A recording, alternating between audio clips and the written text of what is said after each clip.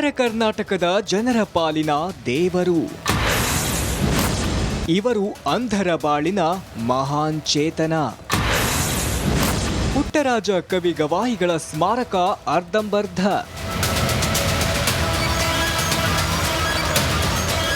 S, ಅಂಧರ ಬಾಳಲ್ಲಿ ನಂದಾದೀಪ ಬೆಳಗಿದ ಮಹಾನ್ ಚೇತನ. ಅಂಧರ ಬಾಳಲ್ಲಿ ಸಂಗೀತ ದೀಪ ಬೆಳಗಿಸಿದ ಸಂಗೀತ ಲೋಕದ ದಿಗ್ಗಜ. ಉತ್ತರ ಕರ್ನಾಟಕದ ಕೋಟ್ಯಾಂತರ ಭಕ್ತರ ಪಾಲಿನ ನಡೆದಾಡುವ ದೇವರು.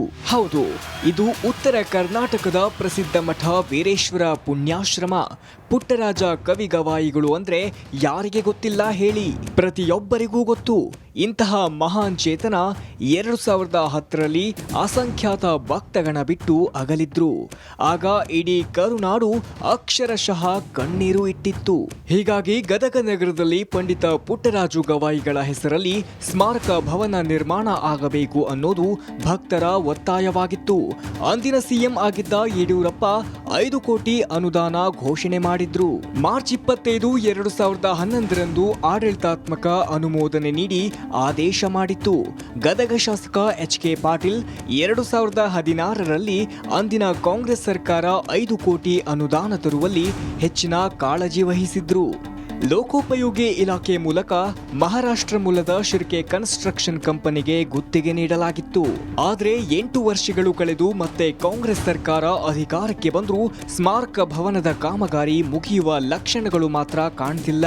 5 ಕೋಟಿಯ ಅನುಮೋದನೆ ನೀಡಿದ್ದ ಕಟ್ಟಡ 6.25 ಕೋಟಿ ಖರ್ಚು ಮಾಡಿದ್ರೂ ಕಾಮಗಾರಿ ಇನ್ನೂ ಪೂರ್ಣಗೊಂಡಿಲ್ಲ. ಹೆಚ್ಚು ಕಮ್ಮಿ ಮುಕ್ಕಾಲು ಭಾಗ ಸ್ಮಾರಕದ ಕೆಲಸ ಆಗಿದ್ರೂ ಇನ್ನೊಂಚೂರು ಕೆಲಸ ಬಾಕಿ ಇದೆ. ಅದಕ್ಕೆ ಅನುದಾನ ಸಿಗದೆ ಈ ಕಟ್ಟಡ ಇದೀಗ ಪಾಳು ಬಿದ್ದು ಪುಂಡ ಪೋಖರಿಗಳ ಅಡ್ಡೆ ಆಗ್ತಿದೆ. ಗಾನಯೋಗಿ ಶಿವಯೋಗಿ ಪದ್ಮಭೂಷಣ ಪಂಡಿತ ಪುಟ್ಟರಾಜ ಗುರುಗಳದು ಸ್ಮಾರಕ ಭವನ ಸ್ಯಾಂಕ್ಷನ್ ಆಗಿ ದುಡ್ಡು ಬಿಡುಗಡೆ ಆಗಿ ಸುಮಾರು 10 ವರ್ಷ ಆದರೂ ಕೂಡ ಅದು ಇನ್ನೂ ಮುಗಿಯ ಹಂತಕ್ಕೆ ಬರವಲ್ತು. ಯಾಕಂದರೆ ಅದನ್ನು ಅರ್ಧ ಕಟ್ಟಿ ಇನ್ನೂ ಅರ್ಧ ಹಾಗೆ ಬಿಟ್ಟಿರೋದ್ರಿಂದ ಅಲ್ಲಿ ಅನೇಕ ಕೆಲವು ದುರ್ಚಟ ಮಾಡೋರಿಗೆ ಅನುಕೂಲ ಆಗಿಬಿಟ್ಟೈತೆ ಅಂದ್ರೆ ತಪ್ಪಾಗೋದಿಲ್ಲ. ಇಂಥ ಗುರುಗಳ ಹೆಸರಲ್ಲಿ ಸ್ಮಾರಕ ಭವನ ಅದು ಯಾಕೆ ಪೂರ್ಣ ಆಗೋಲ್ತೋ ಬಹಳಷ್ಟು ಮನಸ್ಸಿಗೆ ಭಕ್ತರಿಗೆ ಮತ್ತು ನಮಗೆ ಬಹಳಷ್ಟು ನೋವಾಗಿದೆ. ಯಾಕಂದರೆ ಒಬ್ಬೊಬ್ಬರದ್ದು ಹೆಸರಲ್ಲಿ 6 ತಿಂಗಳದಾಗ ವರ್ಷದಾಗ ಒಂದೊಂದು ಕಲ್ಯಾಣ ಮಂಟಪ ಒಂದೊಂದು ಭವನಗಳು ಉದ್ಘಾಟನೆ ಆಗ್ತಾವೆ.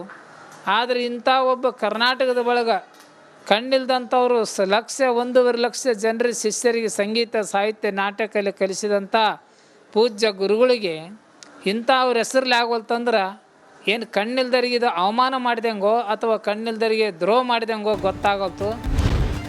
ಸ್ಮಾರಕ ನಿರ್ಮಾಣದ ಹಿಂದೆ ಹಲವು ಅನುಮಾನದ ಹುತ್ತ ಬೇರೆ ಶುರು ಆಗ್ತಿದೆ.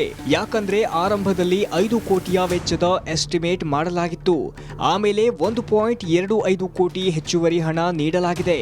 ಆದರೆ ಈಗ ಮತ್ತೆ 5 ಕೋಟಿ ಹಣ ಬೇಕು ಅಂತ ಸರ್ಕಾರಕ್ಕೆ ಅಧಿಕಾರಿಗಳು ಪ್ರಸ್ತಾವನೆ ಸಲ್ಲಿಸಿದ್ದಾರೆ. ಇದೆಲ್ಲವನ್ನ ನೋಡಿದ್ರೆ ಅಧಿಕಾರಿಗಳು ಜನಪ್ರತಿನಿಧಿಗಳು ಶ್ರೀಗಳ ಸ್ಮಾರಕದ ಹೆಸರಿನಲ್ಲಿ ಹಣ ಲೂಟಿಗೆ ಇಳಿತಿದ್ದಾರಾ ಅಂತ ಭಕ್ತರು ಆಕ್ರೋಶ ವ್ಯಕ್ತಪಡಿಸುತ್ತಿದ್ದಾರೆ. ಇಂಥ ಒಂದು ದುಶ್ಚಟದ ತಾಣವಾಗೈತಿ. ಇಲ್ಲಿ ತಾವು ಬಹುಶಃ ಬಂದು ನೋಡಿದ್ರೆ ಗೊತ್ತಾಗುತ್ತೆ. ಇಲ್ಲಿ ಭಕ್ತಾದಿಗಳ ಒಂದು ಮನಸ್ಸಿಗೆ ಭಾಳ ನೋವಾಗುತ್ತೆ. ಮತ್ತು ಇದು ಪುಟ್ಟರಾಜ ಗವಾಯಿಗಳವರು ಅವಮಾನ ಮಾಡಿದಂತಾಗ್ತಾ ಇದೆ. ಅದಕ್ಕೆ ನಾನು ಸರ್ಕಾರಕ್ಕೆ ಆಗ್ರಹ ಮಾಡ್ತಾ ಇದ್ದೇನೆ ಮತ್ತು ಶಾಸಕರು ಇದ್ರ ಬಗ್ಗೆ ಸ್ವಲ್ಪನೂ ಮುತುವರ್ಜಿ ವಹಿಸ್ತಾ ಇಲ್ಲ. ಒಟ್ನಲ್ಲಿ ಪಂಡಿತ ಪುಟ್ಟರಾಜು ಗವಾಯಿಗಳ ಹೆಸರಲ್ಲಿ ಸ್ಮಾರಕ ಭವನ ನಿರ್ಮಾಣ ಮಾಡಲು ಮೊದಲಿಗೆ ವಹಿಸಿದ್ದ ಆಸಕ್ತಿ ಅದ್ಯಾಕೋ ಕಡಿಮೆ ಆಗಿದೆ. ಇನ್ನಾದರೂ ಸಂಬಂಧಪಟ್ಟ ಅಧಿಕಾರಿಗಳು ಜನಪ್ರತಿನಿಧಿಗಳು ಆದಷ್ಟು ಬೇಗ ಎಚ್ಚೆತ್ತು ಸ್ಮಾರಕ ನಿರ್ಮಾಣ ಮಾಡಿ ಉದ್ಘಾಟನೆ ಮಾಡಲಿ ಅನ್ನೋದು ಸೂಪರ್ 3 ಹಾಗೂ ಕೋಟ್ಯಾಂತರ ಭಕ್ತರ ಆಗ್ರಹವಾಗಿದೆ. ಅಂಧ ಅನಾಥರ ಬಾಳಿಗೆ ದ್ವೀಪವಾದಂಥ ಪಂಡಿತ್ ಪುಟ್ಟರಾಜ ಗವಾಯಿಗಳ ಹೆಸರಿನಲ್ಲಿ ಪಂಡಿತ್ ಪುಟ್ಟರಾಜ ಗವಾಯಿಗಳ ಸ್ಮಾರಕ ಭವನ ಕಳೆದ 9 ವರ್ಷಗಳಿಂದ ನಿರ್ಮಾಣ ಮಾಡ್ತಾ ಇದ್ದಾರೆ. ಆದರೆ ಈವರೆಗೂ ಕೂಡ ಸಂಪೂರ್ಣವಾಗಿ ಕಾಮಗಾರಿ ಮುಗಿದಿಲ್ಲ. ಇಲ್ಲಿ ನಾವು ದೃಶ್ಯದಲ್ಲಿ ಸಹ ನೋಡ್ತಾ ಇರ್ಬೋದು.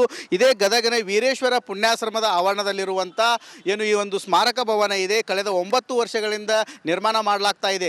5 ಕೋಟಿ ವೆಚ್ಚದಲ್ಲಿ ಕಾಮಗಾರಿ ಮಾಡಿದ್ದಾರೆ, ಆದರೆ ಪೂರ್ಣವಾಗಿ ಕಾಮಗಾರಿ ಮುಗಿದಿಲ್ಲ. ಹಾಗಾಗಿ ಇದೊಂದು ಸ್ಮಾರಕ ಭವನ ಇವಾಗ ಅನೈತಿಕ ಚಟುವಟಿಕೆಗಳ ತಾಣವಾಗಿ ನಿರ್ಮಾಣವಾಗಿದೆ ಅಂತಲೇ ಹೇಳ್ಬೋದು. ಯಾಕಂತಂದರೆ ಇಲ್ಲಿ ಸಾಕಷ್ಟು ಕಿಡಿಗೇಡಿಗಳು ಬಂದು ಮದ್ಯಪಾನ ಸೇವನೆ ಮಾಡೋದಾಗಿರ್ಬೋದು, ಗುಟ್ಕಾ ತಿನ್ನೋದಾಗಿರ್ಬೋದು, ಇಂಥ ಚಟುವಟಿಕೆಗಳನ್ನು ಕೂಡ ಈ ಒಂದು ಸ್ಮಾರಕ ಭವನದಲ್ಲಿ ಮಾಡ್ತಾ ಇದ್ದಾರೆ.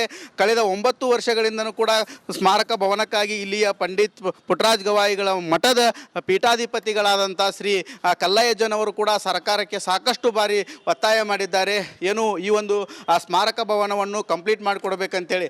ಆದರೆ ಸರ್ಕಾರ ಕೂಡ ಯಾವುದೇ ರೀತಿಯಿಂದ ಕ್ರಮ ಸೂಕ್ತವಾಗಿ ಕೈಗೊಳ್ತಾ ಇಲ್ಲ. ಗದಗ ಜಿಲ್ಲಾ ಉಸ್ತುವಾರಿ ಸಚಿವರಾದಂಥ ಎಚ್.ಕೆ. ಪಾಟೀಲ್ ಅವರು ಕೂಡ ಈ ಸಾಕಷ್ಟು ಸಾರಿ ಮನವಿ ಮಾಡಿದ್ದಾರೆ. ನಾವು ಆದಷ್ಟು ಬೇಗ ಇನ್ನಷ್ಟು ಅನುದಾನ ಬೇಕಾಗುತ್ತೆ, ಅಷ್ಟೊಂದು ಅನುದಾನ ಕೂಡ ಬಿಡುಗಡೆ ಮಾಡಿ ನಾವು ಈ ಒಂದು ಸ್ಮಾರಕ ಭವನವನ್ನು ಪೂರ್ಣ ಮಾಡಿ ಕೊಡ್ತೇವೆ ಅಂತ ಹೇಳ್ತಾ ಇದ್ದಾರೆ. ಆದರೆ ಇಲ್ಲಿ ರಾಜಕೀಯ ಇಚ್ಛಾಶಕ್ತಿ ಕೊರತೆಯಿಂದ ಇಡೀ ಸ್ಮಾರಕ ಭವನ ಇವಾಗ ಅನೈತಿಕ ಚಟುವಟಿಕೆಗಳ ತಾಣವಾಗ್ತಾ ಇದೆ.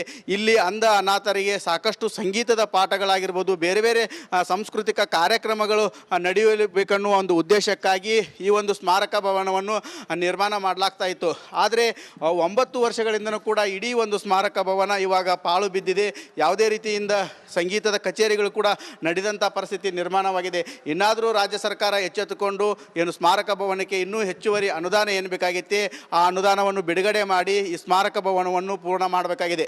ಕ್ಯಾಮ್ರಾಮ್ಯಾನ್ ಮಂಜುನಾಥ್ ಜೊತೆ ಮಂಜು ಪತ್ತ, ರಿಪಬ್ಲಿಕ್ ಕನ್ನಡ, ಗದಗ. 5 ಕೋಟಿ ಈಗಾಗಲೇ ನೋಡಿ ಪುಟ್ಟರಾಜ ಗವಾಯಿಗಳು ಇದ್ದಾಗ ಎಷ್ಟು ವಿದ್ಯಾರ್ಥಿಗಳನ್ನು ರೆಡಿ ಮಾಡಿದ್ರು. ಆಮೇಲೆ ಇವರ ಬಳಿ ಕಲಿತಂಥ ಅನೇಕರು ಅವರ ಹೆಸರು ಹೇಳ್ಕೊಂಡು, ಅಲ್ಲ ಪಾಪ ಅವ್ರದ್ದೇನು ತಪ್ಪಿಲ್ಲ, ಅವ್ರು ಪ್ರತಿ ಸಲ ಯಾರು ನಮ್ಮ ಪುಟ್ಟರಾಜ ಗವಾಯಿ ನೋಡಿ ರಾಜ್ಕುಮಾರ್ ಅವರು ಅವ್ರ ಜೊತೆ ನಿಂತಿರುವಂಥ ಕೆಲವು ಫೋಟೋಗಳೆಲ್ಲ ಪುಟ್ಟರಾಜ ಗವಾಯಿಗಳು, ಸಿನಿಮಾಗಳಾಯಿತು, ಮತ್ತೊಂದು ಆಯಿತು, ಎಲ್ಲವೂ ಆಯಿತು. ಆದರೆ ಆ ಒಂದು ಕನ್ಸ್ಟ್ರಕ್ಷನ್ ಮಾತ್ರ, ಸ್ಮಾರಕದ ಕೆಲಸ 8 ವರ್ಷ. ಯಾಕೆ ಇಷ್ಟು ದೊಡ್ಡ ವ್ಯಕ್ತಿಗಳಿಗೆಲ್ಲ ಈ ಪ್ರಾಬ್ಲಮ್ಮು? ಇದಕ್ಕೊಂದು ಕಷ್ಟನಾ? ಇಲ್ಲಿ ಯಾವುದಾದ್ರೂ ಪಾರ್ಟೀಸ್ ಅಂತಿದೆಯಾ? BJP ಸರ್ಕಾರದ ಅವಧಿಯಲ್ಲಿ ನೋಡಿ ಏನು 2000 5 ಕೋಟಿ ಅನುದಾನ ಮಾಡ್ತಾರೆ. ಆಮೇಲೆ ಆಡಳಿತಾತ್ಮಕ ಅನುದಾನ 2011ರಲ್ಲಿ. ಆಮೇಲೆ ಎಚ್.ಕೆ. ಪಾಟೀಲ್ ಕಾಂಗ್ರೆಸ್ MLA 5 ಕೋಟಿ ಅನುದಾನ ತರ್ತಾರೆ. ಅದನ್ನು ನೋಡಿ BJP ಅನೌನ್ಸ್ ಮಾಡುತ್ತೆ. ಆಮೇಲೆ ಆಡಳಿತಾತ್ಮಕ ಅನುದಾನ 1 ವರ್ಷ ಕಳೆದ ನಂತರ ಸಿಗುತ್ತೆ. ಅದಾದ ನಂತರ 2016ರಲ್ಲಿ 5 ಕೋಟಿ ತರ್ತಾರೆ. ಇದೀಗ ಲೋಕೋಪಯೋಗಿ ಇಲಾಖೆ ಮೂಲಕ ಮಹಾರಾಷ್ಟ್ರ ಮೂಲದ ಶಿರ್ಕೆ ಕನ್ಸ್ಟ್ರಕ್ಷನ್ ಕಂಪನಿಗೆ ಗುತ್ತಿಗೆ ನೀಡಲಾಗಿದೆ. ಅವರಿಗಿನ್ನೂ ಬಾಕಿ ಇರಬೇಕೋ ಗೊತ್ತಿಲ್ಲ. 8 ವರ್ಷ ಕಳೆದು ಮತ್ತೆ ಕಾಂಗ್ರೆಸ್ ಸರ್ಕಾರ ಅಧಿಕಾರಕ್ಕೆ ಬಂದರೂ ಸ್ಮಾರಕ ಭವನದ ಕಾಮಗಾರಿ ಮುಗಿಯುವ ಲಕ್ಷಣಗಳು ಮಾತ್ರ ಕಾಣ್ತಾ ಇಲ್ಲ. BJP ಬರಲಿ, ಕಾಂಗ್ರೆಸ್ ಬರಲಿ, ಇಲ್ಲಿ ಸ್ಮಾರಕ ಅಂತೂ ಆಗಬೇಕು. ಇಲ್ಲಿ ಪಾರ್ಟಿಯನ್ನು ಅದಕ್ಕೆ ತಳಕು ಹಾಕುವಂಥದ್ದಲ್ಲ, ಆಯಿತಾ? 5 ಕೋಟಿ ಅನುದಾನ ನೀಡಿದ ಕಟ್ಟಡ 6.25 ಕೋಟಿ ಖರ್ಚು ಮಾಡಿದ್ರು. ಕಾಮಗಾರಿ ಇನ್ನೂ ಪೂರ್ಣವಾಗಿಲ್ಲ. ಹೆಚ್ಚು ಕಡಿಮೆ 3/4 ಭಾಗ ಸ್ಮಾರಕ ಕೆಲಸ ಆಗಿದ್ರು ಕೂಡ ಇನ್ನೊಂಚೂರು ಕೆಲಸ ಬಾಕಿ ಇದೆ. ಅದಕ್ಕೆ ಅನುದಾನ ಸಿಗದೆ ಈ ಕಟ್ಟಡ ಇದೀಗ ಪಾಳು ಬಿದ್ದಿದೆ. ಬಹುಶಃ 1 ಕೋಟಿಯ 1.5 ಕೋಟಿಯ ಒಂದು ಎಕ್ಸ್ಟ್ರಾ ಕೊಟ್ಟರೆ ಕಂಪ್ಲೀಟ್ ಆಗಿಬಿಡ್ತದೆ. ಯಾಕಾಗಿಲ್ಲ ಅಂತ ಗೊತ್ತಿಲ್ಲ. ಯಾಕೆಂದರೆ ಎಚ್.ಕೆ. ಪಾಟೀಲ್ ಅವರ ಬಗ್ಗೆ ನಮಗೆಲ್ಲ ಸುಮ್ಮನೆ ನಾನು ದೂರಲಾರೆ ಕೆಲವು ನಾಯಕರುಗಳನ್ನು. ಅವರಿಗೆ ಶಕ್ತಿ ಇದೆ, 5 ಕೋಟಿ ತಂದಿದ್ದಾರೆ. ಬಟ್ ಇದನ್ನೊಂದು ಮುಗಿಸ್ಬೇಕಾಗಿತ್ತು, ಒಂದು ಸ್ಮಾರಕವನ್ನು. ಆಮೇಲೆ ಎಲ್ಲರೂ ಸೇರಿ ಆ ಪ್ರಯತ್ನವನ್ನು ಮಾಡಬೇಕಾಗಿತ್ತು. ಎಲ್ಲಿ ತೊಡಕಾಗ್ತಾ ಇದೆ ಅಂತ ಅನಿಸ್ತಾ ಇದೆ ಅಜ್ಜಯ್ಯನವರೇ? ಅದು ನಮಗೆ ಅದು ಅಷ್ಟು ಗೊತ್ತಾಗೋಲ್ತ್ರಿ. ಈಗ ಒಂದು ಸ್ವಲ್ಪ ದಿವಸದಿಂದ ನಮ್ಮ ಗದಗ ಉಸ್ತುವಾರಿ ಸಚಿವರು ಎಚ್.ಕೆ. ಪಾಟೀಲ್ ಸಾಹೇಬರು, ಗದಗ ಮತ್ತು ಪ್ರವಾಸೋದ್ಯಮ ಕಾನೂನು ಸಚಿವರಾದಂಥ ಸನ್ಮಾನ್ಯ ಎಚ್.ಕೆ. ಪಾಟೀಲ್ರು ಅವತ್ತೆಲ್ಲರನ್ನು ಬಂದು ಕರ್ಕೊಂಡು ಇನ್ನೊಂದು 6 ತಿಂಗಳದಾಗ ಇದನ್ನು ಮುಗಿಸ್ಕೊಡ್ತೀವಿ ಅಂತೇಳಿ ಬಂದೆಲ್ಲ ಹೇಳಿದರು. ಆಮೇಲೆ ಇಲ್ಲಿ ಗದಗ ಪಂಚಾಯತಿ ಶಿವ ಮೇಡಮ್ ಅವರು ಕೂಡ ಶಿವರಾಜ್ ತಂಗಡಿ ಸಾಹೇಬ್ರ ಜೊತೆಗೆ ಮಾತಾಡಿದರು. 6-7 ಕೋಟಿ ರೂಪಾಯಿ ಇನ್ನು ಕೊಟ್ರ ಪೂರ್ಣ ಆಗ್ತೈತಿ, ಇದನ್ನ ನೀವು ಕೊಡ್ಬೇಕಂತೇಳಿ ಅವತ್ತು ತಂಗಡಿ ಸಾಹೇಬ್ರ ಜೊತೆಗೆ ಮಾತಾಡಿದ್ರು ಎಚ್.ಕೆ. ಪಾಟೀಲ್ ಸಾಹೇಬರು. ಆಯ್ತು ಕೊಡ್ತೀವಿ ಅಂತ ಹೇಳಿದ್ರು. ಅದಕ್ಕೆಲ್ಲ ನಮ್ಮ ಗದಗ ಜಿಲ್ಲಾ ಉಸ್ತುವಾರಿ ಸಚಿವರು ಬಹಳಷ್ಟು ಪ್ರೀತಿ ಅದಾರ ನಮ್ಮ ಮ್ಯಾಗ, ಆಶ್ರಮದ ಮೇಲೆ. ಹೌದಪ್ಪ.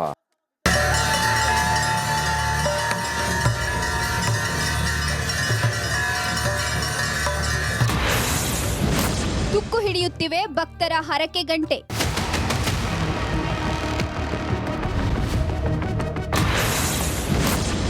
ಟೆಂಡರ್ ಆಗದೆ ಉಳಿದ ಟನ್ಗಟ್ಟಲೆ ಗಂಟೆ. ಹಚ್ಚ ಹಸಿರಿನ ಗಿಡ ಮರಗಳ ಮಧ್ಯೆ ಯಾವುದೋ ಗುಡಿಗೋಪುರ ಇಲ್ಲದೆ ಇರುವ ಬಯಲು ಆಲಯದ ಕ್ಷೇತ್ರ. ದಕ್ಷಿಣ ಕನ್ನಡ ಜಿಲ್ಲೆಯ ಬೆಳ್ತಂಗಡಿ ತಾಲೂಕಿನಲ್ಲಿ ಇರುವ ಸೌತಡ್ಕ ಶ್ರೀ ಮಹಾಗಣಪತಿ ಕ್ಷೇತ್ರ ಇದು. ಇಲ್ಲಿ ಬಯಲೆ ಆಲಯ. ಇಲ್ಲಿನ ಮತ್ತೊಂದು ವಿಶೇಷ ಅಂದ್ರೆ ದೇವಸ್ಥಾನದ ಸುತ್ತಲೂ ಭಕ್ತರು ಕಟ್ಟಿದ ಹರಕೆ ಗಂಟೆ. ಭಕ್ತರು ಕಷ್ಟ ಅಂತ ಬಂದಾಗ ಸೌತಡ್ಕ ಕ್ಷೇತ್ರಕ್ಕೆ ಬಂದು ಗಂಟೆ ಕಟ್ತೀನಿ ಅಂತ ಹರಕೆ ಹೊತ್ಕೊಳ್ತಾರೆ. ನಂತರ ಕಷ್ಟ ಪರಿಹಾರ ಆದಾಗ ಈ ರೀತಿಯಲ್ಲಿ ಗಂಟೆಯನ್ನು ಕ್ಷೇತ್ರಕ್ಕೆ ಬಂದು ಕಟ್ತಾರೆ.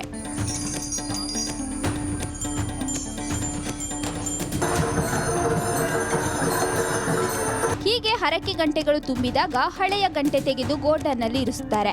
ನಂತರ ಗೋಡನ್ ತುಂಬಿದಾಗ ಟೆಂಡರ್ ಮೂಲಕ ಸರ್ಕಾರ ವಿಲೇವಾರಿ ಮಾಡುತ್ತೆ. ಆದ್ರೆ ಕಳೆದ 4 ವರ್ಷಗಳಿಂದ ಟೆಂಡರ್ ಆಗದೆ ಹಾಗೆ ಉಳಿದಿವೆ. ಗೋಡನ್ನಲ್ಲೇ ಟನ್ಗಟ್ಟಲೆ ಗಂಟೆಗಳನ್ನು ಮೂಟೆಯಲ್ಲಿ ತುಂಬಿ ಇಡಲಾಗಿದೆ. ಸಂಬಂಧಿಸಿದ ಮುಜರಾಯಿ ಇಲಾಖೆಗೆ ಆಡಳಿತ ಮಂಡಳಿ ಪತ್ರ ಬರೆದ್ರೂ ಸರ್ಕಾರ ಯಾವುದೇ ಕ್ರಮ ಕೈಗೊಳ್ಳುತ್ತಿಲ್ಲ. ಟೆಂಡರ್ ಆದ್ರೆ ಸುಮಾರು 2 ಕೋಟಿ ಆದಾಯ ಬರಬಹುದು. ಬಂದ ಹಣವನ್ನ ದೇಗುಲದ ಅಭಿವೃದ್ಧಿ ಕಾರ್ಯಕ್ಕೆ ಬಳಸಬಹುದು ಅನ್ನೋದು ಆಡಳಿತ ಮಂಡಳಿಯ ಚಿಂತನೆ. ಈಗಾಗಲೇ ಮತ್ತೆ ಅದನ್ನು ಟೆಂಡರ್ ಆಹ್ವಾನಿಸಲಿಕ್ಕೆ ನಾವು ಈಗಾಗಲೇ ಸರ್ಕಾರಕ್ಕೆ 2 ಸರ್ತಿ ಬರೆದಿದ್ದೇವೆ. ಇಲ್ಲಿ ಈಗಾಗಲೇ ಅದನ್ನು ಸ್ಟಾಕ್ ಮಾಡಲಿಕ್ಕೆ ತುಂಬ ತೊಂದರೆಗಳಾಗ್ತಾ ಇದೆ. ಯಾಕೆಂದರೆ ಕೆಳಗಿನ ಫ್ಲೋರಿನಲ್ಲಿ ಮಳೆಗಾಲದಲ್ಲಿ ತುಂಬ ನೀರು ಬಂದು ನಿಂತು ಗಂಟೆಗಳೆಲ್ಲ ಈಗಾಗಲೇ ರಸ್ಟ್ ಹಿಡಿಯುವಂಥ ಪ್ರಮೇಯ ಬರ್ತಾ ಇದೆ. ಹಾಗಾಗಿ ನಾವು ಪ್ರತಿ ಸಲ ನಮ್ಮ DC ಗೆ ಅಥವಾ ಕಮಿಷನರ್ಗೆ ಲೆಟರ್ ಬರೆದು ಕೇಳ್ತಾ ಇದ್ದೇವೆ, ಆಕ್ಷನ್ ಬೇಗ ಮಾಡಿ, ಗಂಟೆಗಳನ್ನು ಹರಾಜು ಮಾಡಿ. ಯಾಕೆಂದರೆ ಈಗಾಗಲೇ 50 ಟನ್ ಅಂದರೆ ಸುಮಾರು 2 ಕೋಟಿಯಷ್ಟು ಮೊತ್ತದ ಗಂಟೆಗಳಿದೆ. ಈ 2 ಕೋಟಿ ನಮಗೆ ಸಿಕ್ಕಿದರೆ ದೇವಳದ ಅಭಿವೃದ್ಧಿಗೆ ಅದು ತುಂಬ ಉಪಕಾರ ಆಗ್ತದೆ. ಸೌತಡ್ಕ ದೇವಸ್ಥಾನದಿಂದ ವರ್ಷಕ್ಕೆ 12 ಕೋಟಿ ರೂಪಾಯಿ ಆದಾಯ ಬರುತ್ತೆ.